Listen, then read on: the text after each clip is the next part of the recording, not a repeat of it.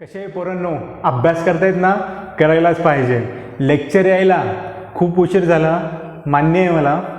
थोडंसं आजारी असल्यामुळं लेक्चर उशिरा आलं आहे. ठीक आहे. आता बघा, आजपासनं मी तुमचा नवीन चॅप्टर स्टार्ट करत आहे, that is work power energy. हा चॅप्टर स्टेट बोर्डच्या बुकमध्ये नाही आहे, हा फक्त NCERTच्या बुकमध्ये चॅप्टर आहे.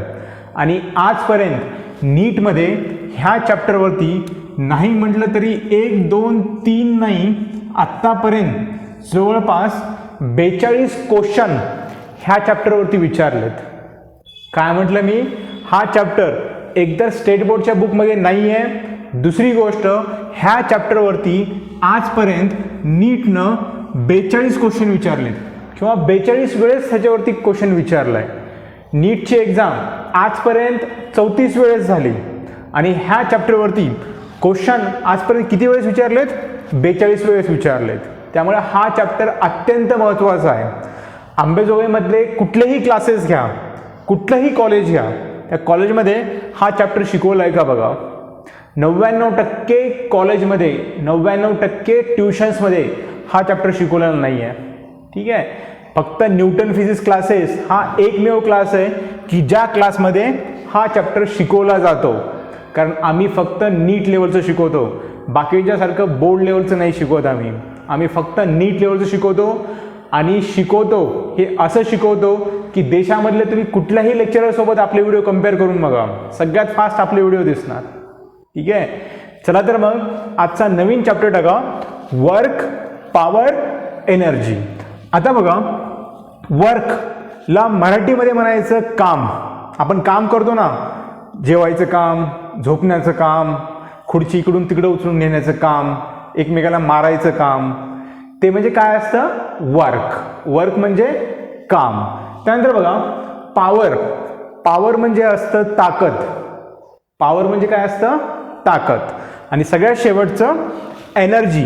एनर्जी म्हणजे असतं ऊर्जा. ठीक आहे. वर्क म्हणजे काम, पॉवर म्हणजे ताकद, एनर्जी म्हणजे ऊर्जा. ठीक आहे. हा चॅप्टर मी तुम्हाला कसं शिकवणार आहे बघा. सगळ्यात अगोदर मी तुम्हाला वर्क शिकवल. वर्क रिलेटेड जेवढे काही नीटसाठी इम्पॉर्टंट पॉईंट्स असतील तेवढे सगळे इम्पॉर्टंट पॉईंट्स मी कव्हर करल. त्यानंतर मी तुम्हाला पॉवर शिकवल, त्यानंतर एनर्जी शिकवल. अलशात पहिल्यांदा मी वर्क घेईल, वर्कचे सगळे थेरोटिकल पॉईंट कव्हर करल. त्यानंतर नीटमध्ये जेवढे काही टफ प्रॉब्लेम विचारलेत वर्कवरती ते सगळे प्रॉब्लेम मी कव्हर करल. नंतर मी पॉवर सेम तसंच करल आणि एनर्जी पण सेम तसंच करल. कसं करल? पहिल्यांदा थेरी कव्हर करल आणि त्या पॉईंटवरचे नीटमधले एक्झाम्पल्स घेईल. ठीक आहे. त्यानंतर पॉवर पॉईंट स्टार्ट करल, त्याची थेरी कव्हर करल, त्यावरचे नीटमधले एक्झाम्पल्स घेईल. आणि थर्ड एनर्जी स्टार्ट करल, त्यावरती आलेले नीटमधले एक्झाम्पल्स घेईल. आज मी तुमचं फक्त वर्कची थेरी कव्हर करल. नेक्स्ट लेक्चरमध्ये राहिलेले आणखी थेरोटिकल पॉईंट कव्हर करल आणि त्याच्या नेक्स्ट लेक्चरमध्ये मी तुमचे वर्कवरती आलेले नीटमधले प्रॉब्लेम सॉल्व्ह करून देईल. ठीक आहे. चला तर मग आजचा पॉईंट टाका, वर्क. चॅप्टरचं नाव काय? Work power energy. आज फक्त मी तुमचं वर्क कव्हर करल, काम करत कव्हर करल. ठीक आहे. चला खाली आता टाका पॉईंट वर्क. वर्क म्हणजे काय असतं? वर्क म्हणजे मराठीमध्ये काम असतं. ठीक आहे. परंतु त्याची डेफिनेशन वगैरे करावं लागते, डेफिनेशन लिहावं लागते. ठीक आहे. टाका आता आजचा पहिला पॉईंट वर्क. वर्क. ठीक आहे. जेवढे काही मी पॉईंट लिहून देईल, जेवढे काही मी 7-8 पॉईंट लिहून देईल वर्कबद्दलचे, तेवढेच पॉईंट व्यवस्थित करायचे. नीटमध्ये जर एक्झाम्पल आलं वर्कवरती तर त्या 7 ते 8 पॉईंटच्या बाहेर एक्झाम्पल नसणार आहे. जेवढे मी पॉईंट लिहून दिलेले आहेत तेवढेच पॉईंट करायचे. ठीक आहे. सगळ्यात अगोदर टाका आता वर्क आणि खाली लिहा डेफिनेशन. पहिला पॉईंट टाका वर्कची डेफिनेशन. वर्क म्हणजे नेमकं असतं काय? ठीक आहे. फर्स्ट टाका डेफिनेशनमध्ये द वेक्टर. वेक्टर कळतं ना, स्केलार वेक्टर शिकलंय ना आता हे सगळं.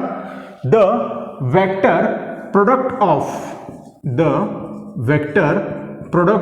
Of force and displacement, the vector product of force and displacement is called as work. काय म्हटलं मी?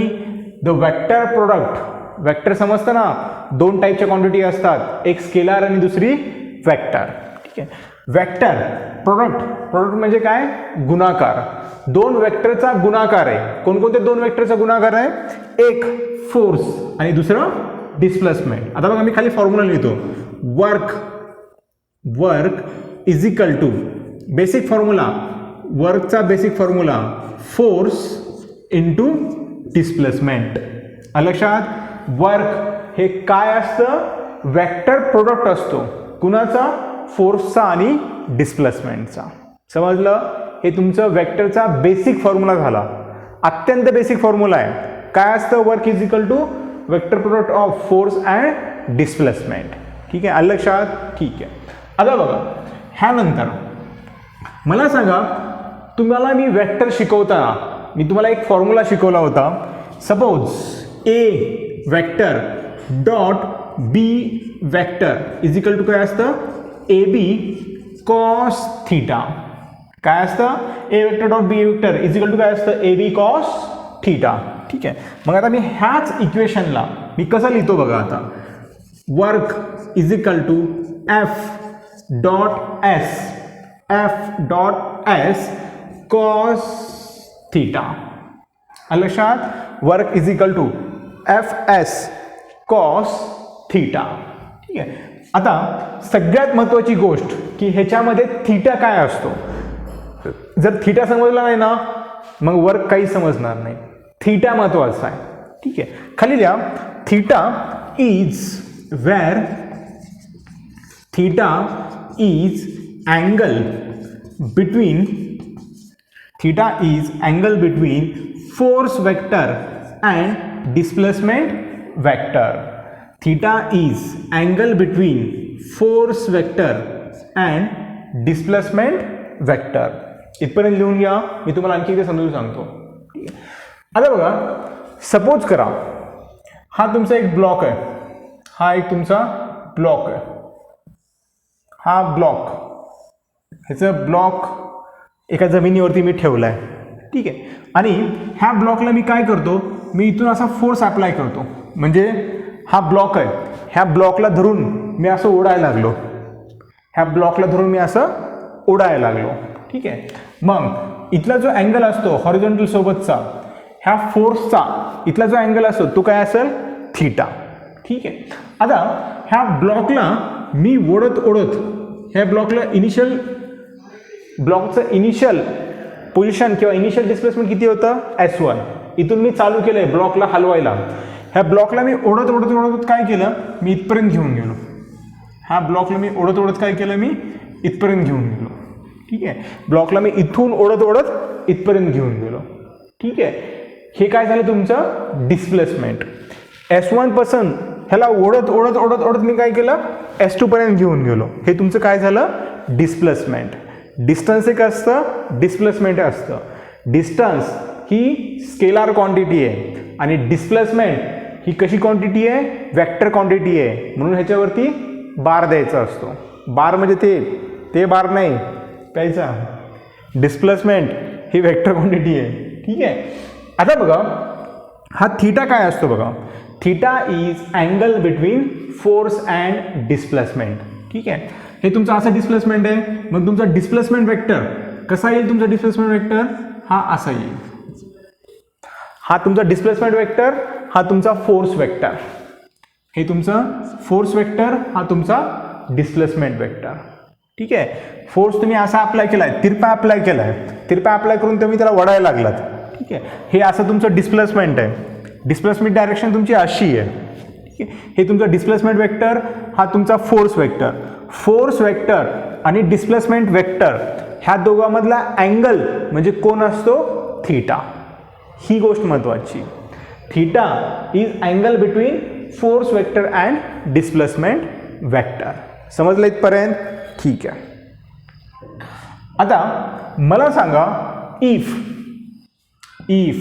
काय बाबा, if theta is equal to 0, काय म्हटलं मी, if theta is equal to 0, theta is equal to 0 याचा अर्थ काय, तुमचं डिस्प्लेसमेंट जर असा असेल, तुमचं डिस्प्लेसमेंट वेक्टर जर असा असेल आणि तुमचा फोर्स वेक्टर पण ह्याच डायरेक्शनमध्ये असेल, इथे तुमचं फोर्स वेक्टर तिरपं होतं, परंतु इथं बघा डिस्प्लेसमेंट तुमचं ह्या डायरेक्शनमध्ये आहे आणि फोर्स पण तुमचा ह्याच डायरेक्शनमध्ये आहे, म्हणजे फोर्स आणि डिस्प्लेसमेंट ह्या दोघांमधला अँगल किती झाला तुमचा, 0 डिग्री.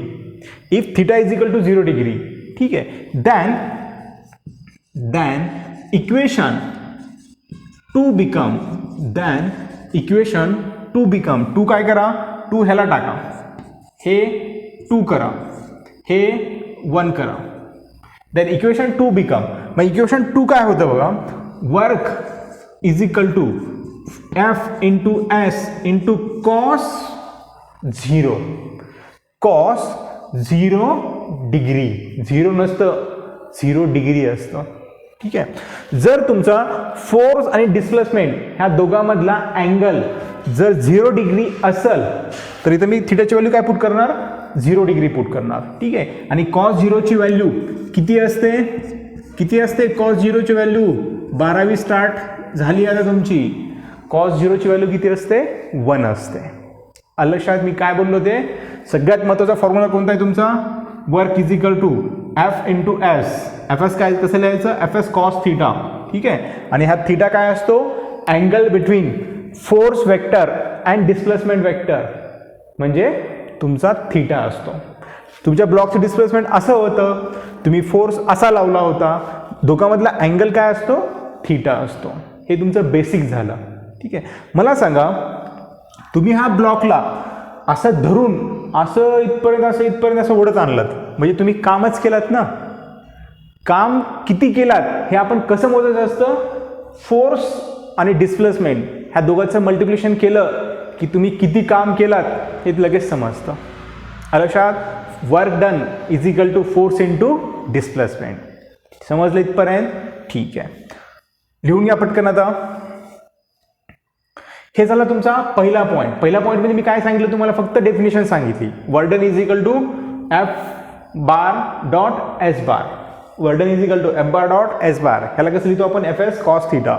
जर थीटा जर 0 डिग्री असेल, फोर्स आणि डिस्प्लेसमेंट मधला अँगल जर 0 असेल तर तुमचं वर्क डन काय येतं, एफ एस, ठीक आहे. आता टाका आता सेकंड पॉईंट.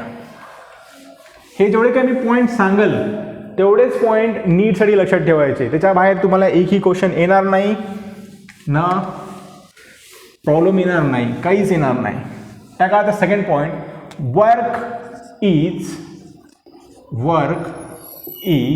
Scalar quantity. काय म्हटलं मी, work is scalar quantity. Scalar जगामध्ये 2 टाईपच्या क्वांटिटी असतात, एकीला म्हणायचं स्केलार क्वांटिटी, दुसरीला म्हणायचं वेक्टर क्वांटिटी, ठीक आहे. स्केलार क्वांटिटीला फक्त आणि फक्त मॅग्निट्यूड असतं आणि वेक्टर क्वांटिटीला मॅग्निट्यूड असतं, डायरेक्शन असतं आणि ओबे करावं लागतात लॉ ऑफ वेक्टर ॲडिशनचे, ठीक आहे. वर्क डन ही एक क्वांटिटी आहे आणि ती कशी क्वांटिटी आहे, इट्स स्केलार क्वांटिटी, ठीक आहे. त्यानंतर थर्ड पॉईंट टाका. थर्ड पॉईंट, द युनिट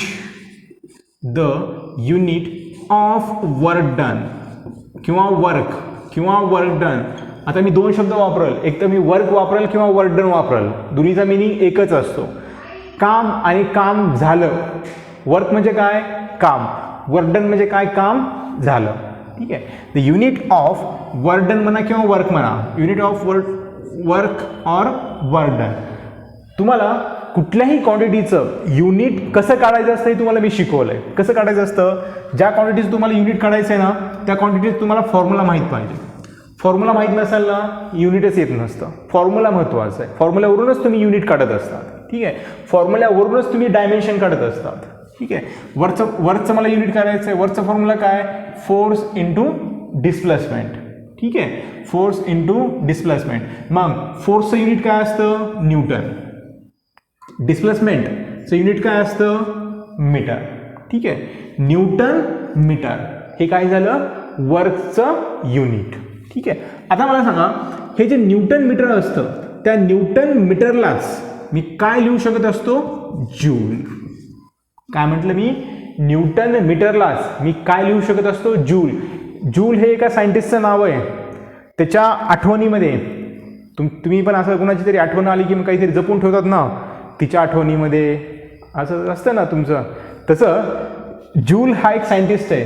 त्याची आठवण राहावी जगाला, त्या सायंटिस्टची आठवण राहावी म्हणून काय केलेलं आहे? न्यूटन मीटर ह्याला आपण काय नाव टाकलेलं आहे? जूल टाकलं आहे त्याच्या स्मरणार्थ. ठीक आहे. त्यानंतर बघा, आता हे झालं तुमचं SI युनिट. हे SI सिस्टीममधलं युनिट झालं तुमचं. ठीक आहे. आता बघा, CGS सिस्टीममध्ये वर्कचं युनिट काय असतं? CGS सिस्टीम कळते ना, 3-4 टाईपच्या सिस्टीम असतात बघा. CGS, MKS, FPS, SI हे सगळं शिकवलं आहे मी तुम्हाला. ठीक आहे, पहिल्या चॅप्टरमध्ये. CGS सिस्टीममध्ये न्यूटनला आपण काय लिहितो? डाईन. त्यानंतर मीटरला आपण काय लिहितो? सेंटीमीटर. ठीक आहे. मग जसं तुम्ही इथं जूल लिहिलं होतं तसं CGS सिस्टीममध्ये जूललाच आपण काय लिहायचं? अर्ग. आपण काय लिहायचं? अर्ग. मग ह्या जूल आणि अर्गमध्ये काय रिलेशन असतं बघा. जूल आणि अर्गमध्ये 1 जूल इज इक्वल टू 10⁻⁷ अर्ग. लक्षात? 1 जूल इज इक्वल टू 10⁻⁷ अर्ग. जसं तुमचं असतं ना असं 1 metre is equal to 100 centimetre, तसं 1 joule is equal to 10⁻⁷ erg. Joule SI system मधलं युनिट झालं, अर्ग हे CGS सिस्टीम मधलं युनिट झालं. समजलं इथपर्यंत? ठीक आहे. आता टाका नेक्स्ट पॉईंट. हे झाले 3 पॉईंट. त्यानंतर टाका आता 4th पॉईंट. सगळ्यात महत्त्वाचं आहे 4th point, dimension of work. वर्कचे डायमेन्शन कसे काढायचे बघा आता. Dimension of work. 4th point, dimension of work. Dimension of work. आत्तापर्यंत काय काय शिकलं? Work is equal to force into displacement. ठीक आहे. युनिट काय आहे? जूल.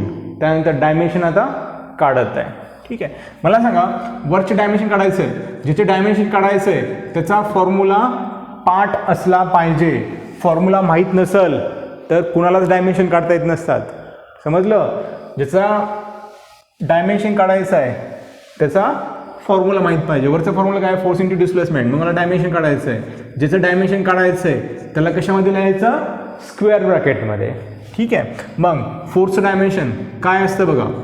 M1 L1 T⁻⁻2 आणि डिस्प्लेसमेंटचं डायमेन्शन काय असतं? L1. ठीक आहे. मग वर्कचं डायमेन्शन काय येतं बघा आता. Work is equal to M1 L² T⁻². समजलं? हे झालं वर्कचं डायमेन्शन. आणि एक गोष्ट अत्यंत लक्षात ठेवा, खूप नाही, अत्यंत लक्षात ठेवा की वर्क आणि एनर्जी ह्या सारख्या क्वांटिटी असतात. वर्क आणि एनर्जी ह्या सारख्या क्वांटिटी असतात. वर्कचं युनिट काय? जूल. एनर्जीचं युनिट काय? जूलच. ठीक आहे. फक्त दोघांचे फॉर्म्युले वेगळे आहेत. दोघांचं युनिट सारखं आहे, दोघांचं डायमेन्शन सारखं आहे. वर्क इज इक्वल टू काय असतं? एनर्जी. समजलं? हे झालं तुमचा 4th पॉईंट. हे कितवा झाला तुमचा? 4th point. पटकन लिहून घ्या.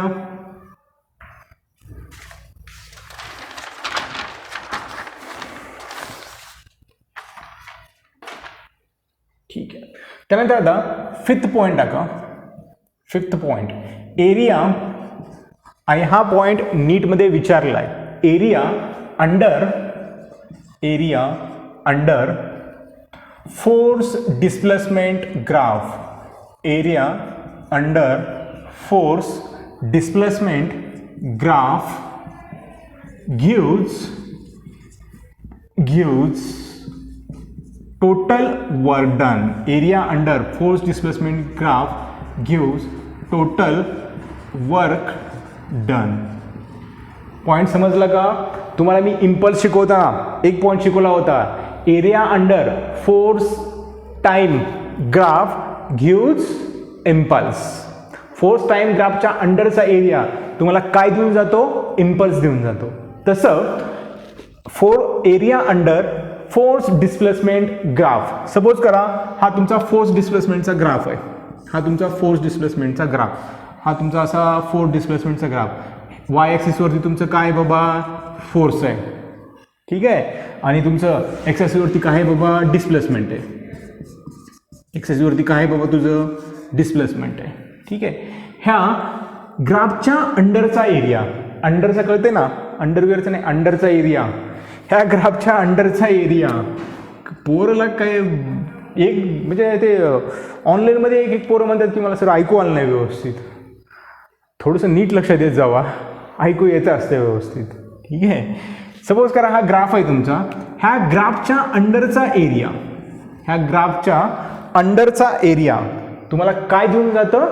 वर्क डन, ठीक आहे. म्हणजेच इथे तुम्ही असे लिहू शकतात, area under graph, area under graph is equal to work किंवा वर्क डन, काहीही म्हणा, तुम्हाला जे आवडते ते म्हणा, वर्क म्हणा किंवा वर्क डन म्हणा, दोन्ही एकच आहे, ठीक आहे.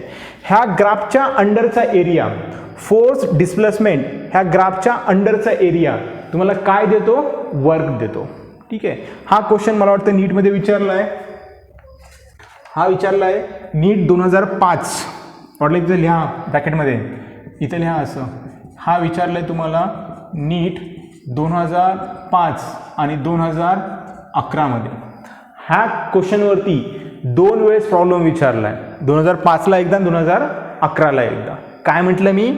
Area under force displacement graph gives work, ठीक आहे.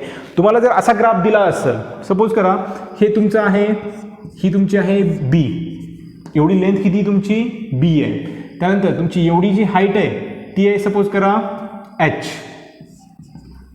ठीक आहे. एवढी व्हॅल्यू तुमची किती आहे? एच. एवढं तुमचा बेस किती आहे? बी, ठीक आहे. आणि तुम्हाला जर म्हटलं की वर्क काढा, तुम्हाला ग्राफ दिला आहे, फोर्स डिस्प्लेसमेंटचा ग्राफ दिला आहे, आणि तुम्हाला जर वर्क काढा म्हटलं तर तुम्ही वर्क कसं काढणार? एरिया अंडर दिस ग्राफ काढायचं, तुम्हाला वर्क भेटून जातं, ठीक आहे. म्हणजेच वर्क इज इक्वल टू काय लिहू शकतो मी? Work is equal to 1/2. Triangle आहे ना, ट्रायंगलचा एरिया कसं काढायचं तुम्हाला माहिती आहे, काटकोन त्रिकोणचा एरिया कसं काढायचा हे तुम्हाला माहिती आहे. कसं काढतो आपण एरिया? बेस इंटू हाईट, ठीक आहे. तुम्ही ह्याच्या अंडरचा एरिया काढलात की तुम्हाला काय भेटून जातं? केलेलं काम, वर्क भेटून जातं. आलं लक्षात? Area under force displacement graph gives work, ठीक आहे. लिहून घ्या तो पॉईंट. किती झाले बाबा? 5 झाले. टाका आता 6वा पॉईंट. नेक्स्ट पॉईंट टाका 6 नंबरचा पॉईंट. ह्या पण पॉईंटवरती नीटमध्ये एक्झाम्पल्स विचारलं आहे, ठीक आहे. आलं लक्षात? टाका नेक्स्ट पॉईंट आता 6 नंबर. 6 नंबर पॉईंट नंबर 6, ठीक आहे. सपोज करा तुम्हाला तुमचा हा एक पॉईंट आहे, तुमचा एक पॉईंट आहे, तुमचा इथे एक पॉईंट आहे, किंवा तुमची एखादी वस्तू आहे की जी वस्तू कुठे आहे तुमची सध्या? इथं आहे, ठीक आहे. ह्या वस्तूचं, ही जी वस्तू आहे त्या वस्तूचं पोझिशन वेक्टर आहे R1 वेक्टर. ह्या वस्तूचं पोझिशन वेक्टर किती आहे तुमचं? R1 वेक्टर, ठीक आहे. मी काय केलं? ह्या वस्तूवरती मी फोर्स अप्लाय केला. काय म्हटलं? नीट समजून घ्या, मी कन्सेप्ट सांगत आहे, ह्याच्यावरती प्रॉब्लेम विचारला आहे, मी पहिल्यांदा थेरी घेत आहे, ठीक आहे. काय म्हटलं मी? एक तुमची इथे एक वस्तू आहे, त्या वस्तूचं एक तुमचं इथे एक ब्लॉक आहे, वस्तूलाही मराठीमध्ये झालं आता, ब्लॉक आहे म्हणून समजा. हा तुमचा इथे एक ब्लॉक आहे, ह्या ब्लॉकचं पोझिशन वेक्टर किती आहे? R1 vector. ह्या ब्लॉकचं पोझिशन वेक्टर किती आहे? R1 vector. मी काय केलं? त्याच्यावरती फोर्स लावून त्याला ओढत काय केलं? मी इथपर्यंत आणलं, असं ओढत मी इथपर्यंत आणलं, ठीक आहे. मग ह्या पॉईंटचं पोझिशन वेक्टर किती आहे तुमचं? R2 वेक्टर, ठीक आहे. ह्याला मी असं ओढत इथं आणलं. हे तुमची सपोज करा 1 पॉईंट आहे, हा तुमचा सेकंड पॉईंट आहे, ठीक आहे. किंवा तुम्ही ह्याला म्हणा हा A पॉईंट आहे तुमचा, हा तुमचा B पॉईंट आहे, ठीक आहे. त्यानंतर वाटली ते लिहा R1 is equal to position vector of block असं करा. त्यानंतर R2 vector is equal to position vector of block. ठीक आहे. ब्लॉक इथं होता, त्याचं पोझिशन वेक्टर R1 वेक्टर होतं, त्याला मी ओढत त्याच्यावरती फोर्स लावला, त्याला ओढत मी काय केलं इथपर्यंत आणलं. ठीक आहे. मग नीटमध्ये क्वेश्चन काय विचारला होता, नीटमध्ये दिलं काय होतं, इथलं पोझिशन वेक्टर दिलं होतं, इथलं पोझिशन वेक्टर दिलं होतं. काय म्हटलं होतं, ह्या ब्लॉकला ओढत ह्या बी पॉईंटला आणलं, तर किती काम केलं हे काढा म्हटलं होतं. ठीक आहे. मला सांगा वर्क डन कसं काढायचं बघा. आता work done is equal to force into displacement. Work डनचा बेसिक फॉर्म्युला काय, फोर्स इंटू डिस्प्लेसमेंट. ठीक आहे. आता मला सांगा इथून इथपर्यंत जे काही डिस्प्लेसमेंट झालं असेल तर मी ते डिस्प्लेसमेंट वेक्टरमध्ये कसं दाखवतो, R12 किंवा RAB. R12च करा, AB नको, सॉरी हे 12च करा, कारण इथं 1 घेतलं ना, इथं 2 घेतलं, मग इथं असं 12च करा. इथून मी इथपर्यंत ओढत आणलंय. ठीक आहे. म्हणजे इथून इथपर्यंत हे जर डिस्प्लेसमेंट वेक्टर किती झालं, R12. ठीक आहे. वाटलं इथं लिहा, आणखी एक लिहा, R12 displacement vector from 1 to 2. काय म्हटलं मी, ह्या ब्लॉकला मी ओढत मी 2 पर्यंत आणलं. मग इथून इथपर्यंत डिस्प्लेसमेंट किती झालं, किंवा डिस्प्लेसमेंट वेक्टर मी कसं लिहिणार, R12. हे काय झालं, तुमचं डिस्प्लेसमेंट वेक्टर झालं, हे तुमचं पोझिशन वेक्टर, इथून इथपर्यंत ओढत आणलं, हे तुमचं काय झालं, डिस्प्लेसमेंट वेक्टर. मग वर्क डन कसं काढणार मी, किती काम केलं मी, हे मी कसं काढणार, फोर्स इंटू डिस्प्लेसमेंट वेक्टर. समजलं. तुमचा बेसिक फॉर्म्युला असा आहे, work is equal to force into displacement. ठीक आहे. इथं मला डिस्प्लेसमेंट हे वेक्टरच्या फॉर्ममध्ये लिहावं लागेल, कारण तुम्हाला पोझिशन वेक्टर दिलं आहे, सेकंड पॉईंटचं पोझिशन वेक्टर दिलं आहे, मग तुमचं डिस्प्लेसमेंट पण कसं लिहावं लागेल, डिस्प्लेसमेंट वेक्टरच्या फॉर्ममध्ये. इथे मी डिस्प्लेसमेंट वेक्टर लिहिलं होतं, इथं डिस्प्लेसमेंट वेक्टर मी कसं लिहिलं, R12. ठीक आहे. ह्या ब्लॉकला मी ओढत जर इथपर्यंत आणलं असेल तर तुमचं वर्क किती झालं असेल, force into R12 displacement vector. ठीक आहे. आलं इथपर्यंत. ठीक आहे. आता ह्यानंतर बघा, तुम्हाला मी वेक्टर शिकवताना मी ट्रायंगल लॉ शिकवला होता. वेक्टर शिकवताना मी तुम्हाला ट्रायंगल लॉ शिकवला होता. ट्रायंगल लॉ काय शिकवला होता बघा. आता ट्रायंगल लॉ काय शिकवला होता, ट्रायंगल लॉ एकदा मी रिपीट करतो. ट्रायंगल लॉ, सपोज करा हा तुमचा A वेक्टर असेल, ठीक आहे, हा तुमचा B वेक्टर असेल, आणि तुमचा रिझल्टंट वेक्टर कसा घ्यायचा, असा घ्यायचा. A वेक्टर आणि B वेक्टर हे इन द डायरेक्शन घ्यायचं. A वेक्टर आणि B वेक्टर हे इन द डायरेक्शन घ्यायचं, आणि रिझल्टंट वेक्टर हा अपोजिट डायरेक्शनमध्ये घ्यावा लागतो. ठीक आहे. म्हणजे मी ह्याला कसं लिखतो, A vector plus B vector is equal to C vector, असंच लिहितो ना. ठीक आहे. मला इथं R12 वेक्टर काढायचं. आता ह्याच्यामध्ये बघा, ह्याच्यामध्ये काय आहे बघा. आता हे तुमचं काय आहे, हे तुमचं R1 वेक्टर आहे, त्याची अशी डायरेक्शन. ठीक आहे. त्यानंतर तुमचं हे कसं वेक्टर आहे, R2 वेक्टर आहे, अशी डायरेक्शन. तुमचं डिस्प्लेसमेंट वेक्टर कसं आहे, हे असं आहे, R12. मग ह्याच्यामध्ये ट्रायंगल लॉ कसं लावायचं बघा. ह्याच्यामध्ये ट्रायंगल लॉ कसं लावणार बघा. आता इथं कसं लावलं होता, हे असं जायचं, हे असं जायचं, उलटं काय असेल, रिझल्टंट वेक्टर असेल. ठीक आहे. मग ह्याच्यामध्ये बघा, मग ह्याच्यामध्ये मी ट्रायंगल लॉ कसं लावणार बघा. आता हे R1 वेक्टर प्लस असं जातो मी, असं गेलो, पुन्हा मी खाली गेलो, R12 vector is equal to R2 vector, हे तुमचं काय असेल, रिझल्टंट वेक्टर. बरोबर आहे.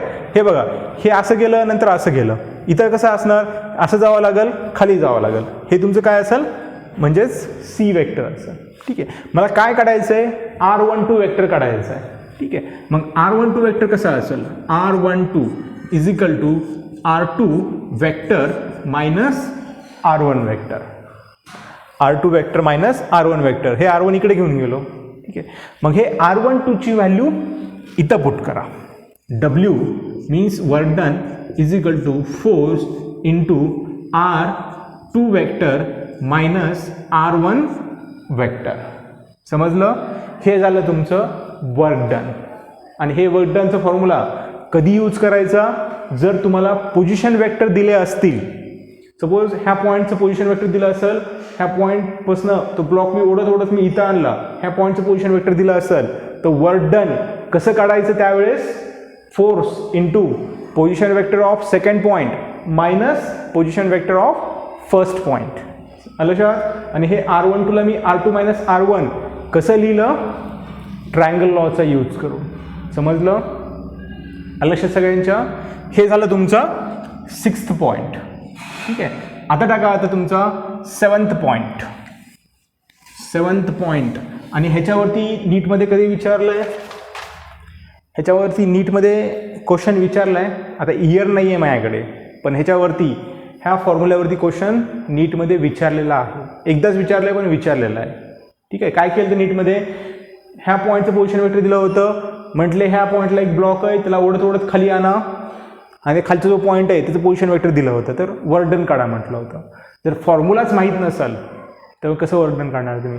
त्यामुळे माझा एक ना एक पॉईंट महत्त्वाचा असतो. समजलं? ठीक आहे. त्यानंतर टाका आता 7th पॉईंट, 7 नंबरचा पॉईंट. वर्कचा 7 नंबरचा पॉईंट. वर्कचा 7 नंबरचा point.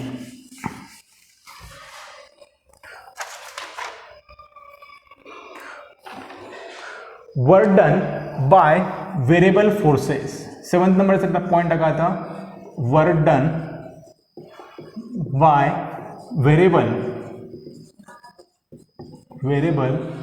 Forces. Work done by variable forces काय असतं काय नाही ते मी सांगाल, व्यवस्थित समजून सांगाल. सपोज करा हा एक ब्लॉक आहे, इथं एक तुमचा असा ब्लॉक आहे. ह्या ब्लॉकवरती तुम्ही कॉन्स्टंट फोर्स लावलात. फोर्स कसा आहे तुमचा? कॉन्स्टंट आहे. कॉन्स्टंट फोर्सचा मिनिंग काय असतो बघा? Force is equal to 2 newton. म्हणजे तुमचा ब्लॉक तुम्ही इथून सपोज करा, इथलं तुमचं डिस्प्लेसमेंट किती आहे? S1. हा ब्लॉक तुम्ही ओढत तुम्ही इथपर्यंत नेणार आहेत. हे तुमचं डिस्प्लेसमेंट किती झालं? हे तुमचं डिस्प्लेसमेंट झालं S2. हे तुमचं S2 डिस्प्लेसमेंट झालं. ठीक आहे. हे तुमचं डिस्प्लेसमेंट. तुम्ही ब्लॉक इथून फोर्स लावून इथपर्यंत नेलात. हे तुमचं डिस्प्लेसमेंट. ठीक आहे. काय केलंय? ह्या ब्लॉकवरती मी फोर्स लावला. किती फोर्स लावला? 2 न्यूटनचा. त्या ब्लॉकला फोर्स लावून ओढत मी इथपर्यंत लिहिला. ठीक आहे. हा जो तुमचा फोर्स आहे, हा तो फोर्स तुमचा कॉन्स्टंट आहे. का कॉन्स्टंट फोर्स आहे मला सांगा? तुम्ही इथं 2 न्यूटनचा लावलात. इथं ज्यावेळेस तुमचा ब्लॉक इथं येईल किंवा तुमचा ब्लॉक इथं येईल त्यावेळेस पण 2 न्यूटनच असेल. फोर्स तुमचा बदलायला लागलाय का? काय म्हणतो ते लक्षात घ्या. फोर्स तुमचा बदलायला लागलाय का? फोर्सची व्हॅल्यू तुमची बदलायला लागली का? म्हणजे इथं असताना 2 झालं, मध्ये आलं की 4 झालं, पुढे गेलं की 3 झालं, पुढे गेलं की 10 झालं. असं झालंय का? नाही. तुमचा फोर्स कॉन्स्टंट आहे. ठीक आहे. आता बघा, हा जर फोर्स जर व्हेरिएबल असेल, हा जर फोर्स जर व्हेरिएबल असेल, व्हेरिएबलचा अर्थ काय असतो बघा? व्हेरिएबलचं इक्वेशन असं दिलेलं असतं त्यांनी. फोर्स व्हेरिएबलच्या फॉर्ममध्ये असं दिलेलं असतं त्यांनी, x + 2x असं काहीतरी दिलेलं असतं. असं इक्वेशन दिलं, फोर्सचं इक्वेशन असं दिलं की समजून घ्यायचं की तुमचा फोर्स हा कसा आहे? व्हेरिएबल आहे. बस, जास्त डोकं लावायचं नाही. काय म्हटलं मी? जर तुम्हाला फोर्स इज इक्वल टू असं म्हटलं असेल ना, force is equal to 2 newton, असं जर म्हटलं की तुमचा फोर्स कसा आहे? कॉन्स्टंट आहे. परंतु जर तुम्हाला असं फोर्सचं इक्वेशन दिलं तर समजून घ्यायचं की फोर्स तुमचा कसा आहे? व्हेरिएबल आहे. ठीक आहे. मग जर तुमचा फोर्स जर व्हेरिएबल असेल तर त्यावेळेस तुमचं काम, त्यावेळेस तुमचं वर्क हे कसं काढायचं बघा. जर तुमचा फोर्स जर कॉन्स्टंट असेल तर तुम्ही फॉर्म्युला काय यूज करणार? Work done is equal to force into displacement. ठीक आहे. हा फॉर्म्युला यूज करतात. पण तुमचा जर फोर्स हा जर व्हेरिएबल असेल तर त्यावेळेस वर्क डन कसं काढायचं बघा.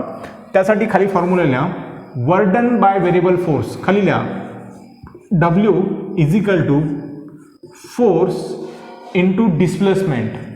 ठीक आहे. ह्या ठिकाणी मी डिस्प्लेसमेंट आता कसं दाखवायला लागलो? एक्सच्या फॉर्ममध्ये, किंवा असं लिहा फोर्स इंटू डिस्प्लेसमेंट, आणि हे इक्वेशन जे आहे ते एसच्या फॉर्ममध्ये लिहा. कुठलाही व्हेरिएबल घेऊ शकता तुम्ही, एस घ्या नाही तर एक्स घ्या नाही तर वाय घ्या, कुठलाही व्हेरिएबल घ्या. ठीक आहे. Force into displacement. डिस्प्लेसमेंट कसं आहे तुमचं व्हेरिएबल आहे. ठीक आहे. जर तुमचा फोर्स जर व्हेरिएबल असेल तर तुम्ही वर्क डन कसं काढायचं बघा. Work done is equal to S1 to S2 F into D S. F into D S. ह्या फॉर्म्युलाचं ॲक्च्युली डेरिवेशन आहे, पण ते डेरिवेशन मी घेत बसत नाही, फक्त तुम्ही डायरेक्ट मी फॉर्म्युला सांगत आहे. जर तुमचा फोर्स हा जर व्हेरिएबल असेल, व्हेरिएबल असतो म्हणजे कसं दिलेलं असतं त्यांनी, असं इक्वेशनच्या फॉर्ममध्ये दिलेलं असतं. इथं मी एसच्या फॉर्ममध्ये घेतलं आहे. तुमच्या एक्झाममध्ये ज्यावेळेस ह्याच्यावरती प्रश्न विचारला होता, क्वेश्चन विचारला होता, त्यावेळेस काय दिलं होतं, एक्सच्या फॉर्ममध्ये दिलं होतं.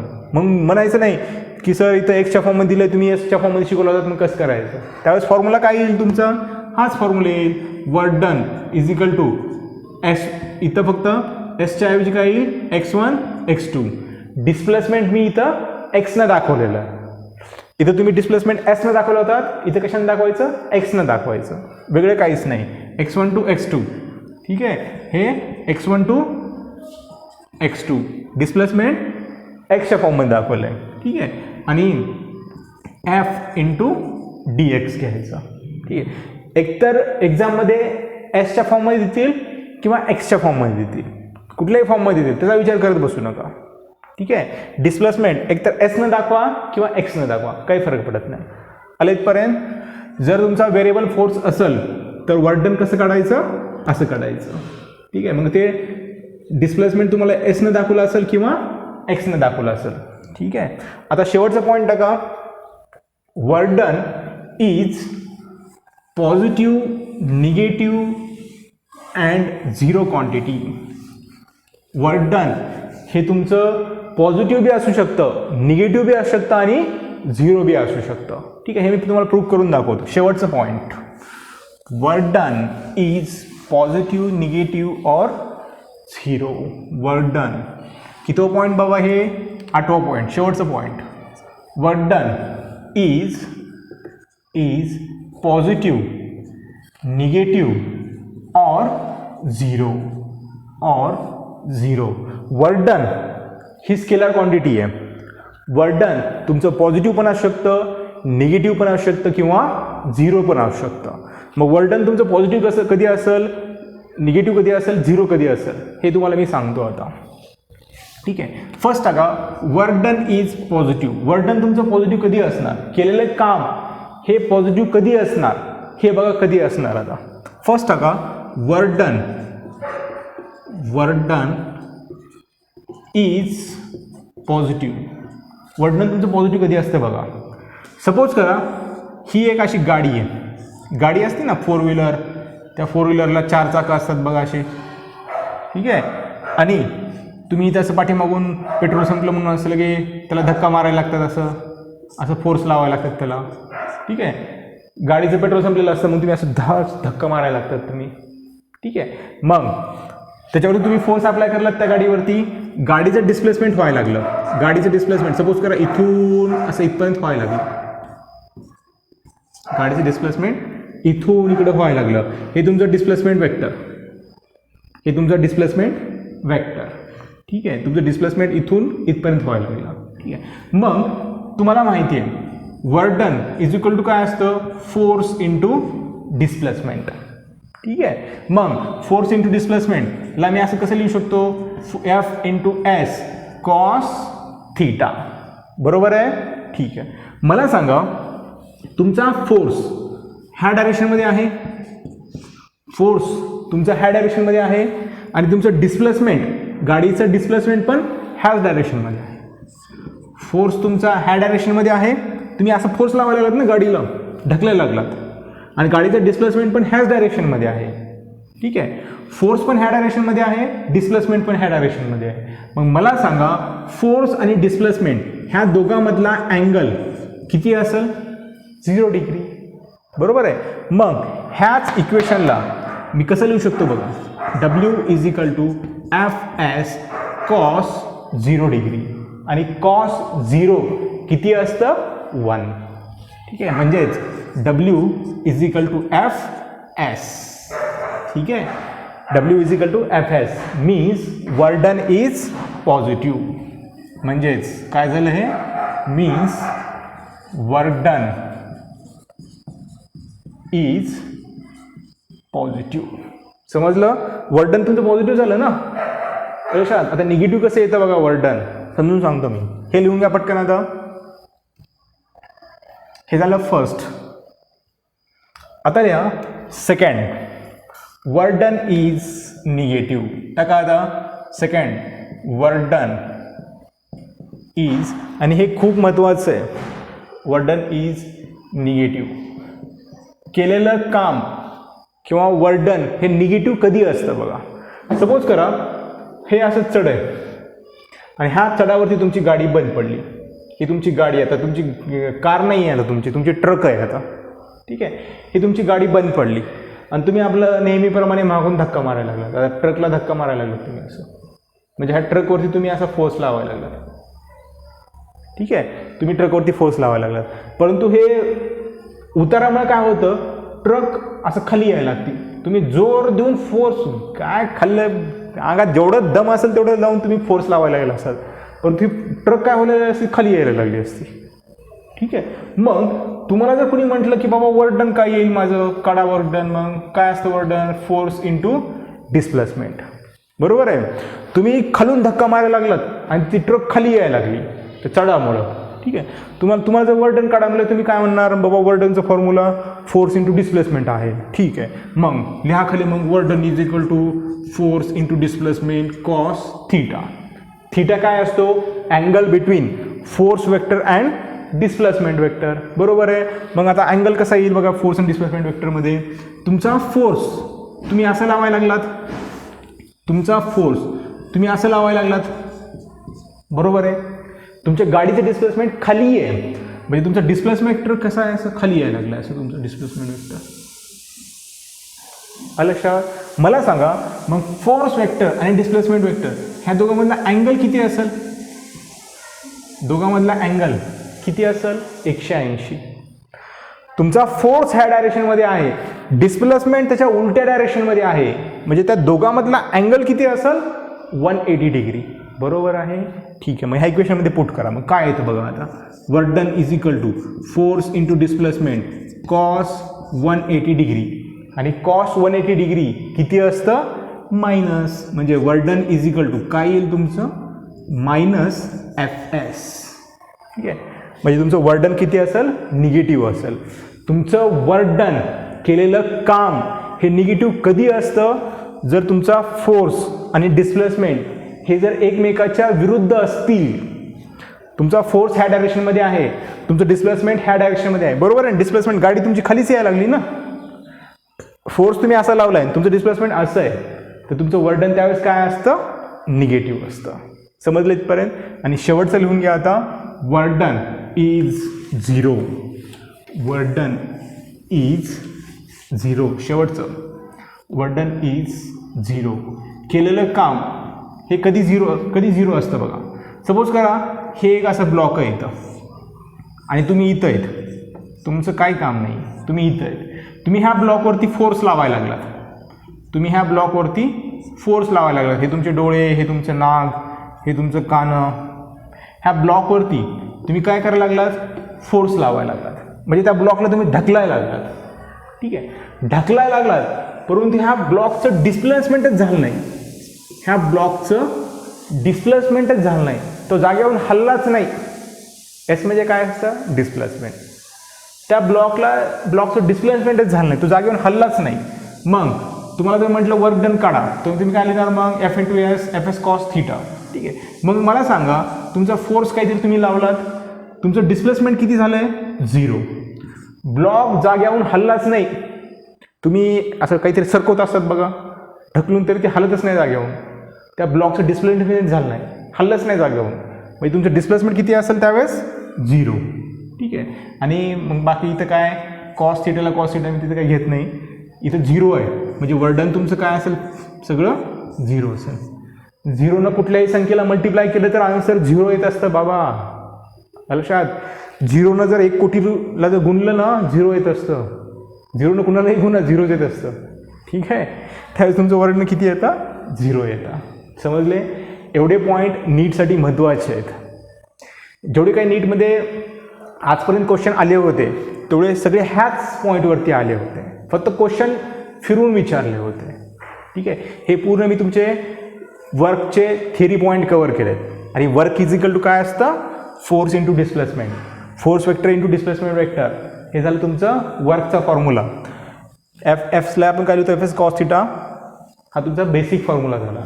थिटा काय असतो? अँगल असतो. कुणामधला अँगल असतो? फोर्स आणि डिस्प्लेसमेंट वेक्टरमधला अँगल असतो. डिस्प्लेसमेंट हे वेक्टर क्वांटिटी आहे, फोर्स ही पण कशी क्वांटिटी आहे? वेक्टर क्वांटिटी आहे. समजलं इथपर्यंत? हे सर्व पॉईंट आणखी एकदा बघा, वहीमध्ये लिहून घ्या. नेक्स्ट लेक्चरमध्ये मी वर्कचा सेकंड थेरॉटिकल पॉईंट कवर करेल आणि त्यानंतर वर्कवरचे मी एक्झाम्पल सॉल्व करून देईन. जोपर्यंत तुम्ही एक्झाम्पल सॉल्व करत नाही तोपर्यंत तुमचं कन्सेप्ट क्लिअर होत नसतात. एक्झाम्पल महत्त्वाचे आहेत. लक्षात, अभ्यास करत